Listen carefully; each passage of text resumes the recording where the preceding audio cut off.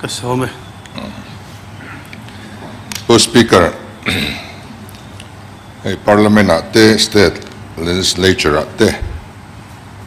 unrei lo te experience kan lo nei veta heti chung hian private resolution chu po opposition member ta le ngal soi ho po ngai lo pass mai rot na opposition atang le ruling atanga alo hi ka khiat voi khatna ani a alo mom le mai hanti mai tur po ania amaro chu kan ti chan ni malang hi alo mom lovin ka ria ei kan congress unau te po soi ho lo va pas mai rot tuan han tranga mani loka sarkar la kan kong chiat zia kan ria khang te kan soi chuan hlau ani hian alanga chu wang chuan pas mai an rot dan hi alo mo lo lampang ania poi ka tia tin kan ruling lam te po opposition resolution an thok duak mai hi soi lova soi tam lo pas thoi an chak wang ani te hi alangin ka ria chu wang chuan in kan in thok dan hi chuan dunga ti oi chi alo mange kan ti ni tin kan rama mason ruangam athen bel se la president rula pomila hang chu akal tu ri chu aron kal se don ani chu chuanin kan ram leilunga chiat na tam tak akeng tel zel sia chu ngani wang chuan mitam takin kan ram ma chiat zel hlawin pol te alo dinga vaina hian pu speaker Center for Environment Protection te Center for Environment and Social Justice te Save Mizoram Rivers anti te Mizoram First anti te heng tena mason na ruangam kan nei ruala kan ram chetur thanem ngai taka veng turan au chu pui hi aro pui ka tia aramen ko tu tele thunei na le mo phurna keng tu te ai ma hian thanem an ron ngai thin hi an kuta thunei na om ve boxi lova an khongai thak ka tin an chunga lom thu ka soidua tin ka central wame te po sarkar nen te tho na te thuthlung te siamin contract kan nei zong na turin ma ten la alomom ka ti heng kan ram mason na rural ani turanga ani thailo na chan hi lemlet na vang corruption vang rural na diklo ani vang riain chung ril lama siam that kan ni thena turin rural na dik du tu pol te po an lo piang ta ma ni loka an kal khom ti thom te kan ria voina yan pu speaker zoram mi puyan rural na tra rural na dik an dua an real drama an tu hala an out chuak me kani ti chuan hey state kan ni nuwa hianin PWD hi chief minister ten an la changchar sara kan ram kong te hi thani chuan kan chief minister te kan fak angaya kan ram kong te hi thalo ani ro chuan kan chief minister ten mo an phurdon tina ani sarkar na te kan chel rei awanga in chuan ngot chi ani lova sarkar rei viau si na thok chedeu si kan ni phei chuan a chezong a riat ring kan lo don ti na chau ani chuwa sarkar thale chia kan te na te hi sarkar rei lam ni lovin kan achievement atangin ani tura kangaya ti chuan chief minister portfolio ani tlat ring awangin voina yan kan ram kong chiat na chungchang amo phurtu berchu kan chief minister kan tilo thailo ani ti chuan heng project liante ti chiat na konga hian kan ho tu ten ma an hruai ka tilo thailowa thil soi hrom tak chu ani na in thudik ania thudik hi chu huai takin kan soi tur ani in ka ria kan du sak zong te restricted tender mangin kan in pea dan ding lai kalin ei ka zon na chan na lo chuaka PWD a ringot po yan restricted tender zale somni pakhat pek aloni man to a heng te yan kan dan le frai apal zuta restricted tender ni tura aphut te aom reng reng lo mase dan lo zok khadan angin tu na chuan kan kalpui ta a attend the page to restricted tender mai po ani to lo chu aya thale zwal eng tender ma ni lo eng work order ma po ni lo wa var bala in filan da in thotir top te amani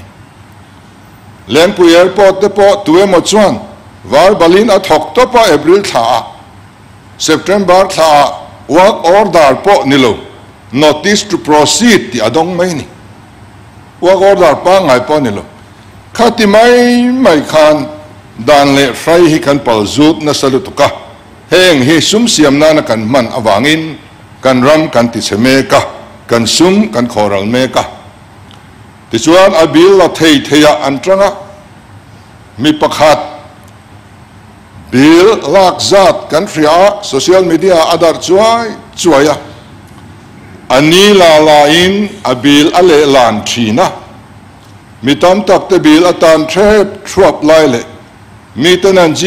GPF ten pension ten lak theilo lain chuang ho te chuan in bil an ti tang ve ngai lova an bil lak to treasury tang han chu phei chuan thatin hian vai bel set khat chuang na thok zel anga hisapin average in chu theya chuti kopa contractor tha chuan engineer engza nge ne yang le equipment engza nge ne yang le chuti kopa na thok chak chu mizoram hian kan lo nei ni mo an bil lak za ta tang te chuan chu an ni tlat siani ti chuan na chia complain alone ya YMA te khotlang te an kal khoma NGO te an kal khoma an endika amuna ti chuan officer te point an ron complain ve a SE te ZE te SDO te khanin na thok thalo an han pal ve don dewa chu ho chu transfer an ni mai ni engtinge na thok that theyang alu bera tranga thil hi akal dik to lo chuan anara tranga lui hi anu tlat to chuan anwai lama fem thelo vaina yan pu speaker soi from ka TMM chu kan ruling party te khotina mi puile khwa te kong dik min ko mu tu ni se kan ram hi damang amara so dik lo zong ana po athok chia an tranzel wangen kan ram hi anani ei poi ka ti tak zet ani so wang chuan tu party motal kan ram mai chama in hlan ngam in haral ngam aom angai to so wangin officer te po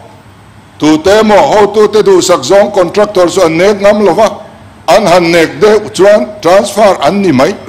tun trama po yan chung chu soi tur engem mo zat kan fria ani building te chima retaining wall te chima tu te ge kha ti chim tu kha kan ti chuan kan ho tu lok ber te ne in heng nai tak an lo ni zel thin si ani chu wang chuan in hei tu nai apo lung lei south bial tu MLA zom tak PA ina mual tram south a mat lei SEDP atanga noi som thum panga a do achiat zia te su video a viral tua ne sem ema au tu te zok in kan dam hi kan ti chiani khotlang an lung oi lowan bang angani khan au chuak ni kha accident mai nat do to thai tur lei thar anisia chong chu kan bial chunga ngei te po na tho that lo veng tu tur zo ka ngai ten kan ti du ani si chuan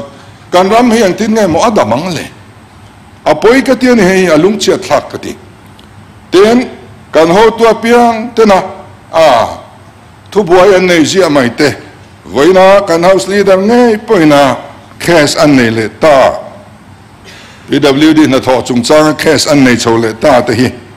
a hriom ka tia ril ru hiana za thak ka ti ni ten enga tinge kan rama clearance forest clearance le environment impact assessment nei lo hian NHIDCL te yan ti te chiama nan tho thai bik le hela hian office memorandum ka ne ya ta hian in roads and infrastructure development board din na thu ani a and the tur chu NHAI, NHIDCL, NRRDA, BRO, NABAT, le adang, kong lai ho le khatiang building le khatiang infrastructure lian khoi zong song te endik tu turani ana tur chu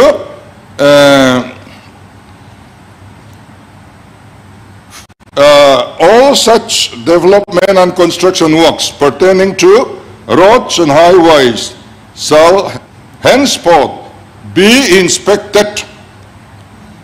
monitored and evaluated at regular intervals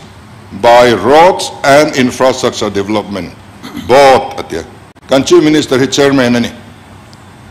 Heng na tho ho endik tu tur regular taka envika monitora evaluation te po siam tu turadin ani. Hey kan that pui lo ni himole. Kan that pui ho lo mai. He ti chung hianin. Hey NHIDCL in kan ramanti chia zia hi kan fiani. Mirama te chuanin aram alei tak chin kha kong zao zonga an mang thina kan rama chuan kong thang an dola lei vung nen kong zao zong min siam saka eng tia re nge dayang heng te kan lui an ho ping me ka kan sanga dil kan lei let kan lui dung tam tak an ti chhe ka tu na hian mi huan an ti chia ki khozola hian an kal tu tuition zel kan tia te kian keng te kian tuition lui te ki ati chevek don for alone yanga leilung leivung management te po he ngai toi langin mi mal tan po sor thai mi puile sarkar tan po sor thain leivung te kan mang thei reng ani ma se kan tilova heng zong zong a hian zona kan zo min chan na chu ai zol le champai le lung le tlabung le then zol forest division chu a hian NHIDCL in phalna la lovin na an thok ti ni heng forest division zong song te hi kawngpui lai na in atrut area ten nia chu chuan clearance lamia lovin enga tinge na kan tho ti thei enge he bot hian enge ati tangtlang an lungrol zok emni enga te kan ho tu ten heng la ka min hum tura bot din hian min hum le silo enga tinge kan NGO te ho zok an au chu chuani voina chuanin kan buai na chunta ni village level atanga state level thlengin monitoring committee a oma ma se kha khan na an thok chuang lo apoi em ani ten anti dik lo te frim na tak po kan nei lo DFO te hian an area thewa stay order an pe thei ani an du phot chuanin chutiang chuan ya ma sengin khatiang kan ti kan threlowa kabial nge ya po fe kong motor kan fe thei thin na te ka an leivung in min chi saklat tin ke kong ramwa kong te huan kal na kong te lo fe kong te min ti chiat sak boka chong chu atam me mani chan tu nei lo ang mai hian kan oma tin kan lui dunga balu te GSB te lung te halna la lei lovin du to kinan la kan lui dung an suwa sama an ti chezo me ani ten ang huna zo lo hi contract hi tamem zo na kan zo lo chan na hianin PMGSY aringot po yan huna zo lo somsari panhiamani ka soi zelman to lo chung chuan ya ka zo tre put speaker World Bank hian DPR siam tu hi a supervise tu le ana thok tu ni thiang lo wanga tia kan rama chuan DPR siam tu le ana thok tu te le a supervise tu te so thleng pakhat in zen trom te kan omani kan ti dan hi adik lo lutuk kan ro rel dan hi so wang chuanin hetiang zela kan omani hi chuanin nikhada kan du song mi te chuanin wa gordar pathum ten mutheinia adik lo reng maya tin defect liability certificate te po hi ahun na period to pa pek chau turania an maintain le chuang silova survey te po google atangin survey mai maya contractor in ti don tak taka survey thadle alo ngaya tiang shim hian kan kalawang hian hetiang nilo hian uluk takin he ai na sa hian kan ram building tele kawngpui lai te hi kan sarkarin na sozokin engunin uluk zokin tiro se ti hi he resolution hian atum ani wangin ei lungrol taka pas ka hanrote kalome wale PWD changtu ni book Chief Minister Zom tak say du te này kan so me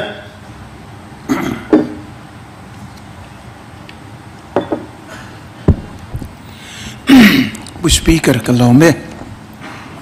voina ai kan member Zom tak mai pulal chon thanga resolution kawngpui tha le building tha kan nei thei nan tu na ye ulukin na tho ni ro se ti resolution ron puluta kan va in tha kan ti tlanga chu wangin a soi to phot chuan hi kan pas tlana tha e tin kan va in kan ti tlanga kan tran tlana tul zia hian lan tira alo mom lein ka ria abik takin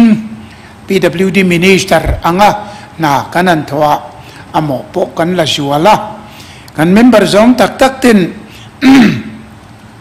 kan building ani mo kan kong siam ani mo athatok lo lai inan anan soi kha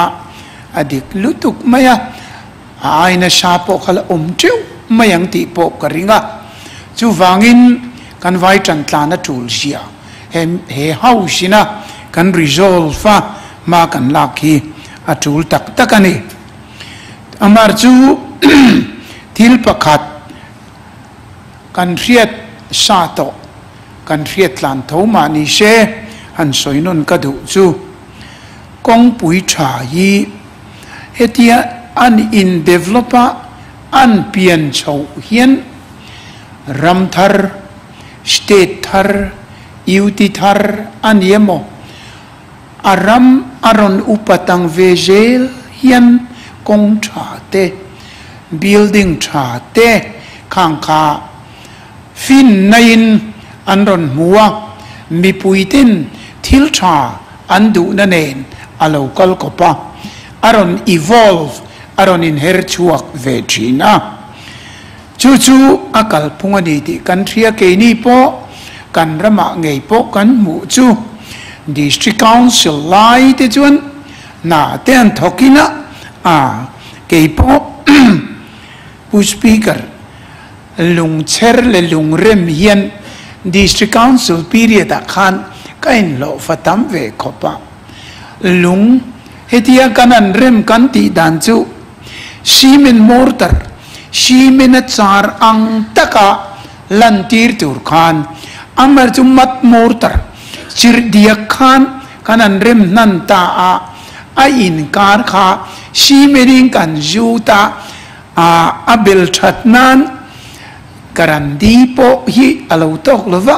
koi te hian kanan rut ruala ti khan cement mortar anga bilani theinan har sanakara lungrem te po kha UT period ma district council ma te po khan kalau thok ve vak to khata changa tun in kar development chavaka ara bi po soitura tamanga district council period atangin UT period alo chova UT building ani kha UT kong ani kha han ti chun adik chia mai second class ti kan soi ngai la vin kan mu vek mai ni kan kong lai pakhat na a kong kaldana kha a grading kha athalo thina tina kong sim poka tin chu lova chuan a kong black topping kan ti po a chhe poka re dai lova amar chu state kan nia claim chuan aron improve vejena voini theng hian kha kha zoi in ain improve chova amar chu kan tun huna chuan he kan electronic period kan lo thlen ta ka chuan development juang po chaka athalam tura po achaka ma sela kan du thu sa min ala thalo em ani tuna po yin kan thei to paganan ti po nia athetu kania chief minister in arang wachi lai po ki kan buai khopa fur lai chuan so to le balchina do ngai pathum palia oma siam kanan tum thina abuai thak mai kaka CM bangla arang vachi lai te ponia ei chu concrete ti nge angai ni kan ti atam khop mai en pon se kaka kan phathei lo kan ton lai mek ani kan ho tu ten soi poka in soi bak poka aina salatam khopang kaka kan tun din mun chuani amai ro chu zoi zo in ti hian India Sarkar Development ne hetia rampum pui malak na ne tin hemi state in malak na ne aron in chop chou ta til dang athat lo na ka chu soi thu cheng lova ka soi to lovanga athalo lai period chu tuna chun amma in chopa hian National Highway India Sarkar tam theyang ber siam ila chu sarkar lai pui tangin kandon enanga kandon monitoranga kandon maintainang antia ti chuan kandama po chu vanei thak takin ama National Highway po ka thale juala chulena siam turin manan lata kuta silchar phai vai reng te lama tangin aizol theng chuan 4 lane in akal turani state capital chu 4 lane in atheng ei turani antia ke ni ngaya chuan 2 lane hian mun ne tekal se ziom jok lom 4 lane hian in thil ti turi aturu lutuka kan kong lai le kan ram tlang dan nen hian kan ti kholo so kang ti kan anti deurum ruma adanga chuan soi chuang lo state capital tal chu 4 lane in a thleng turani antia chu wangin tlong kama kong lui zoka 4 lane han lane tumpo kan 2 lane po tling lova khutia kan kalpo ku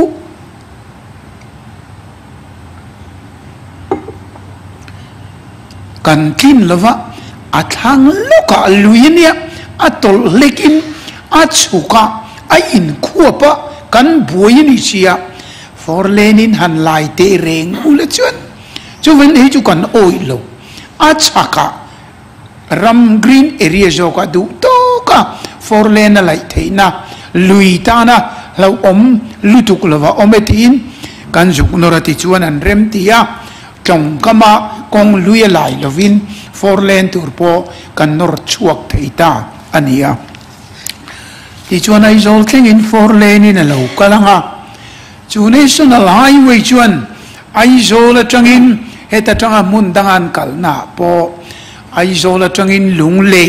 heta achak zoka kan hun he to pa kan siam jom takhian house leader hen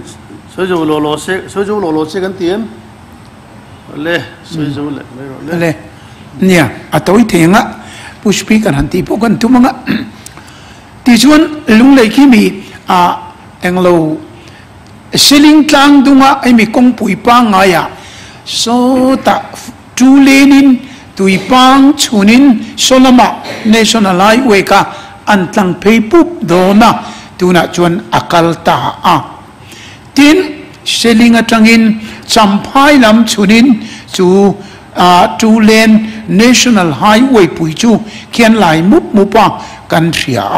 akal mek boka tin siling atangin ti pai muk chunin 2 lane National Highway chu akal tlang don boka tin khothang lama khu ta kan mun lampang thenga chuk tha in akal don boka ti chuan chak lama tanga khothang top lam chunin tin chim to patanga mar top chunin National Highway an kal tlang pup don chu aron en kol tu chu Government of India MORT chin NHIDCL kuta aron da anni khan tender te na tur zong nen anron ti ta amaro chu a state nei tu chuan tha kan ti le thalo kan ti chu thei to pin kan lo soi puya ka soyang kan NHIDCL in tlong kama 4 lane akal turani anti point thei to pakan lo tan chon ani le achak lama ni ro se anti veta khatiang kan athalo lai po state sarkar kian be kuin kan lo be na shatakin ti chuan atan po kan lo tang reng ani amaro chu khami pia lama khan kong lom khat ala oma chu PMGH wayania PMGH way chu kan thing tlang khwa tin te chun vik tura central sarkarina ardi nuaya aronda ani ve tunga chu an manin an guideline nei angin an ron siam vika ti chuan open tenderin kanan kala kan huangin ti khan PMGH way chu an kalta a boy thak chu open tendering kanan tia lowest bidder niam berkha pek ngaya pek lo chuan ko tan kala ati ngai na om silwa ananin chan niam siak taka ten schedule of rate nuaya 10% below 15% below to na pot 25% below attend to 50% below what hang the boju omamole a boy thak lutuka kanan pek lo donin ko tan kal don si pekin atlol don ti chiang sa boksi ti chuan eng motiti ti khan 5% below ayan niama chan thei lo an tia an dan chia po chuan ni lo kan siam chop ve deu ania maro chu khata tang kan tia aniama lo chang luyen om chuan an security deposit chu mi percentage chun ta san turani ti ne kha thei to pin hetiam monitor tum hiam e PWD kha aron keng tua anron mang boxia kan changani chu vain PMGH way tender kan kalkong po enila attend to ban san tak blacklist tak tho mumal tak lo chan na open tender percentage niam si ngol ta tam em ani chu vain open tender ti attention konge a department ho hi a sarkari kan ti buai ve ring tiang maya tho thei mia lova below niam lutu ka changka kan tam china chu kan ngam lo na de kan buai na per kan ram kong chiat na pa ngayen schedule of rate pa ngai PWD nan tiang yen thok char sela chuan asia uma amar chu tho thei si lova anain chan niam siak ta thina tu po sarkari la kha chia ka kan buaina anitani chuven restricted tendera apoimo zola ti kachuan a red niam khan kal red niam lutuk kal vin schedule of rate pangai angkhan om jenena tho tir te ya chu wangin khalaya kha sarkar kal to te point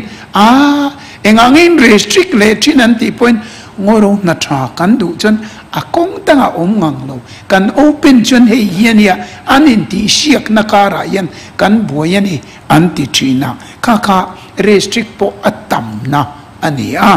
athei ramero chuan open tender ti ram po kan du ani engpo ni se khala ya te ka kan soi duwa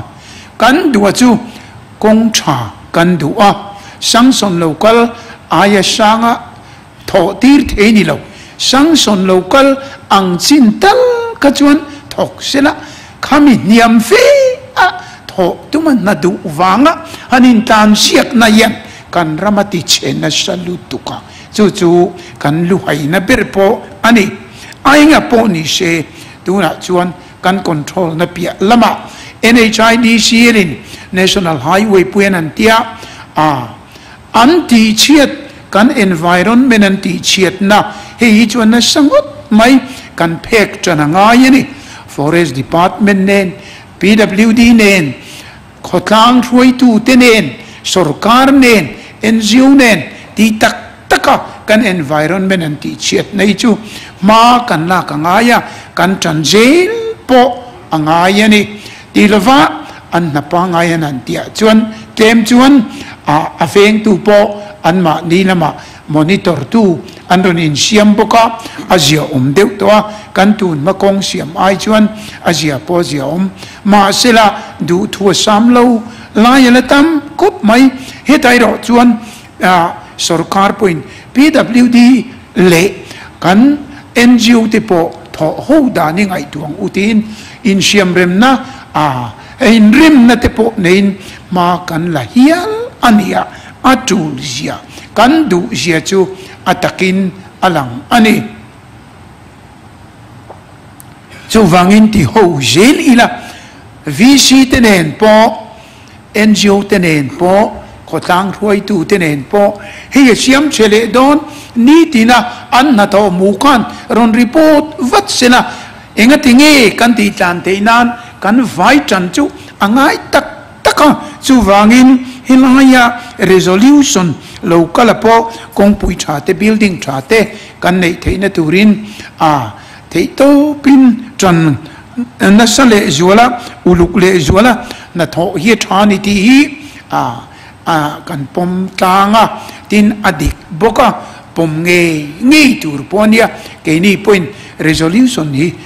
pass tra kan tia kan in sakte po ani eta 10% below 10 chana khatien ti chun lep tur chun cement he tami enge mo kha a cement proportion lama ti niam te thil danga ten tlaka kan in sak poina chiat pa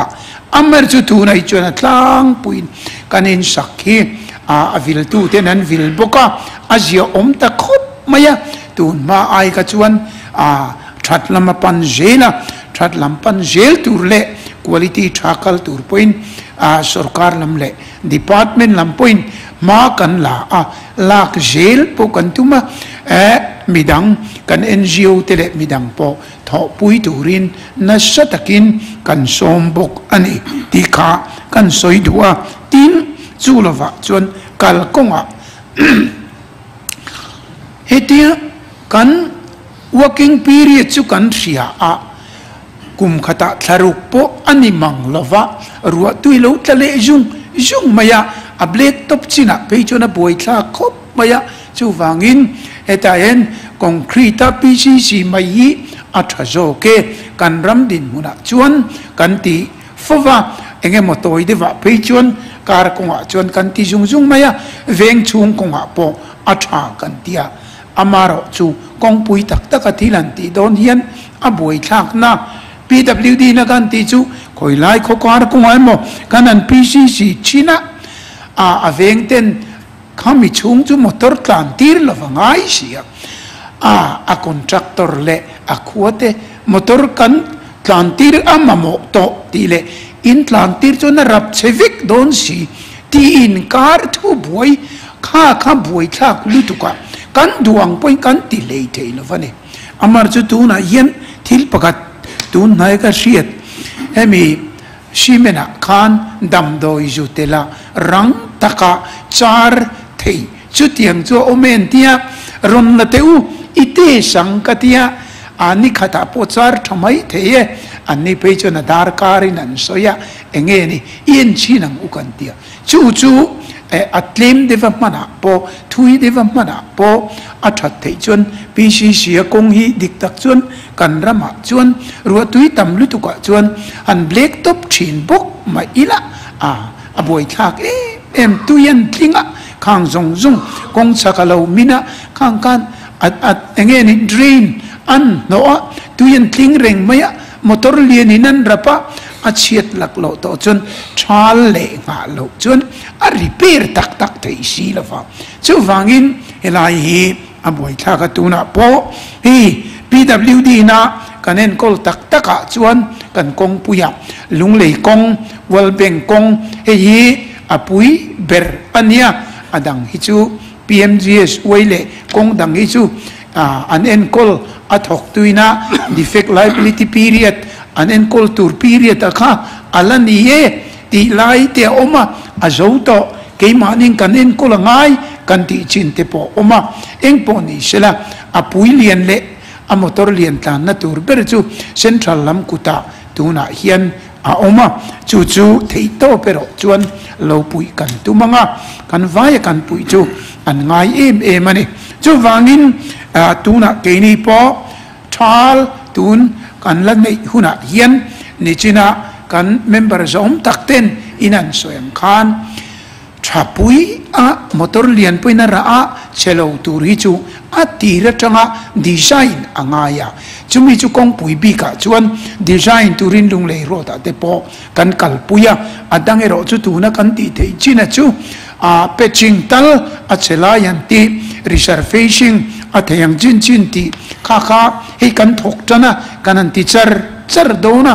amar chu kan thok tu ten an ti diklo lai ka chu a in thil tlang zil ila he hi diklo vetia kan vai chan anga yani chu wangin